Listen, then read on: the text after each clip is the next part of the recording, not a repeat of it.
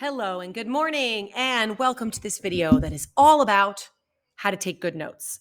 Now, a lot of times teachers assume that taking notes is something you're born with, right? Your mom has you in the hospital and you are like a little teeny baby, but you're like, give me a pen and paper and I will take good notes. Notes are learned. Taking good notes is not a skill you're born with. It's something you learn, like riding a bike, like how to write your letters, like how to pole vault. I don't know. Okay. All these things are learned. So let me tell you the 4 qualities of good notes that I have created for students that has been helpful. First, your notes, what you write down should only be what's important. This is hard because there are many interesting things, but you don't want to write down everything, only what's important. Okay? So that's the first thing you need to do when you take notes. The second thing you have to do when you take notes is go fast, because sometimes you're taking notes while someone's talking. And you can't make them stop. If they're talking and they're going to talk for 15 minutes, they may not be able to stop, so you can catch up. So if you try to write down every single word they say, you're going to go very slow and you won't be able to keep up. So how do you go fast? How do you take notes quickly? Well, you keep it short and you use abbreviations, maybe just a few words at times, okay? So for example, when I say abbreviations, I mean things like you might write BC for because, or without, WO for without. You can do things like that. Sometimes I just use this symbol for and. I don't write the full word and. Okay. Next, our notes need to be only what's important, and you need to go fast. So you need to keep it as short as you can and use abbreviations when possible, or just write a few words. Next, you need to be organized. You need to be organized. So you need to leave some blank spaces so that items of information are sort of in a little island. I recommend using bullets, arrows, or stars. Okay. That helps to organize pieces of information, right? You don't want it in a big giant paragraph. How are you going to find individual pieces of information? Okay. And finally, your notes need to be useful, because if you write only what's important and you write fast and you're organized, but you can't read it, those notes are a waste. It's like you weren't even there. You didn't write any notes because you can't read them. If you can't find the information that you need later, for example, if you have to go back and find, wait, what year did World War II end? I have to find that. If you can't find it in your notes, even though you wrote it down, your notes aren't useful and it's like you didn't take them. Okay. So those are my 4 qualities of notes. Let's take a look at some real students' notes, and actually some of my notes too, and see if they match these qualities. Okay. So these are actually, I pulled out my notebook. This is a notebook I often use when I'm in meetings with teachers. And I found something from February 5th where I took notes. And here is what I have. So let's think about the criteria for a second. Oops. Are my notes only what's important? So we have to look here. Now, you don't know because you weren't at the same meeting whether or not I only wrote down the important things. I think looking at this, I did. Next, you have to ask yourself, did I keep my notes short and only write a few words? Yes. Look at this bullet right here, for example. I just wrote positive intent. I'm going to remember some other words that went around that from this meeting. Can forget people are watching. So I didn't write we can or they can forget people are watching. I just put can forget people are watching. I did as few words as I could. Act of being observed. And then I just wrote culture and then nurture. Okay. So they were fast.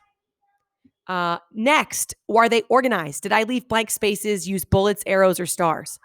I, in fact, did. What I like to do is do sort of a big, maybe I just put that one over there. But see, instead of bullets, I use dashes. And then if I want to do a smaller piece of information that's related to this bullet, I use an arrow. So that's kind of like a subtopic underneath that bullet. Here's another one. Okay.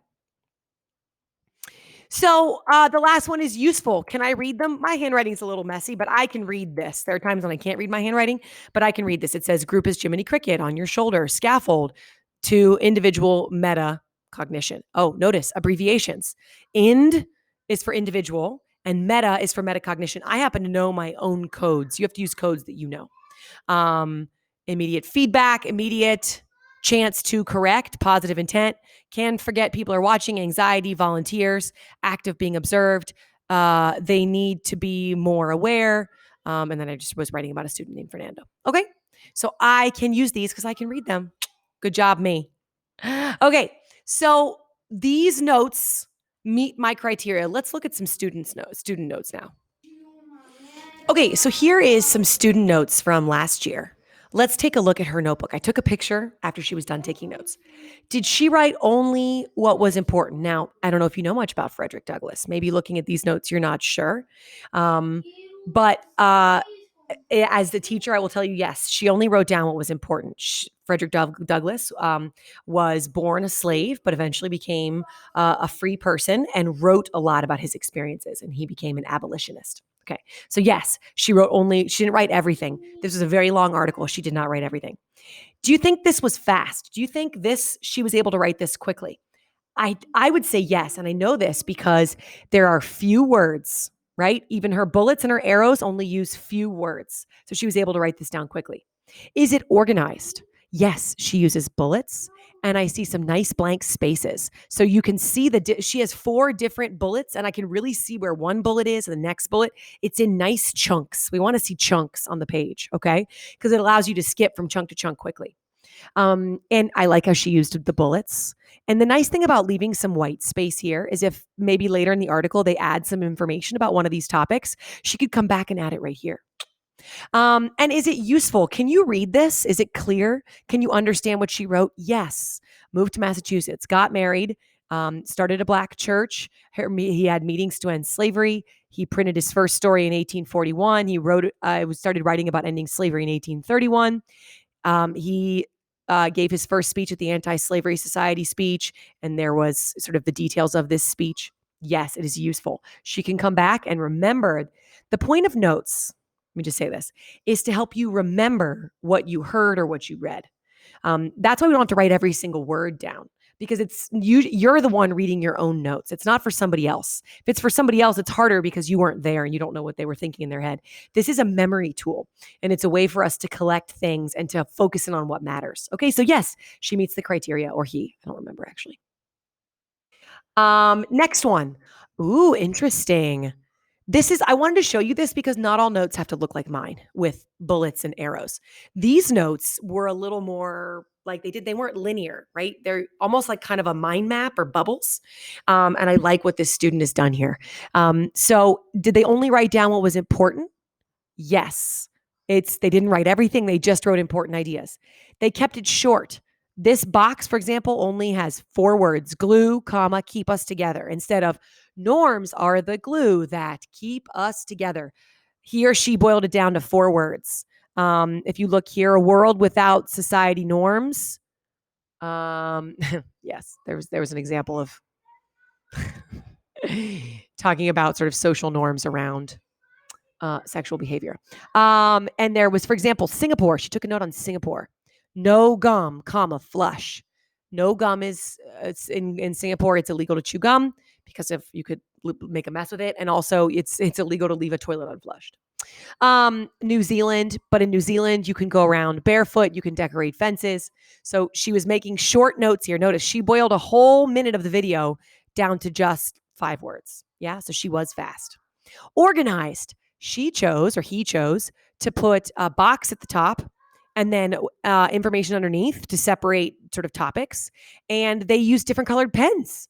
You can do that too. That's a way to keep yourself organized. Also, these arrows show details about these topics. So if you want to talk more about these, they're here. I also like how this person made a little graph, a little chart, a chart here, okay, to help explain things, and used arrows, added thoughts here.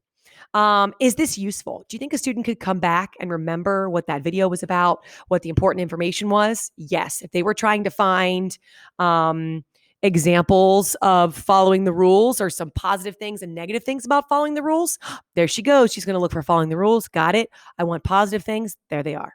Very useful. Okay, so this next one isn't actually notes, but let's pretend someone took notes like this. And I come around and I'm like, let me see your notes. And this is what they show me. Did they only write down what was important? They wrote down a lot. That's a lot of information. Was all of that important? Do you think they could write this fast? Do you think that you could write this very fast while someone's talking or a video's playing? Or you're reading an article and you don't want to get too slowed down? Mm-mm.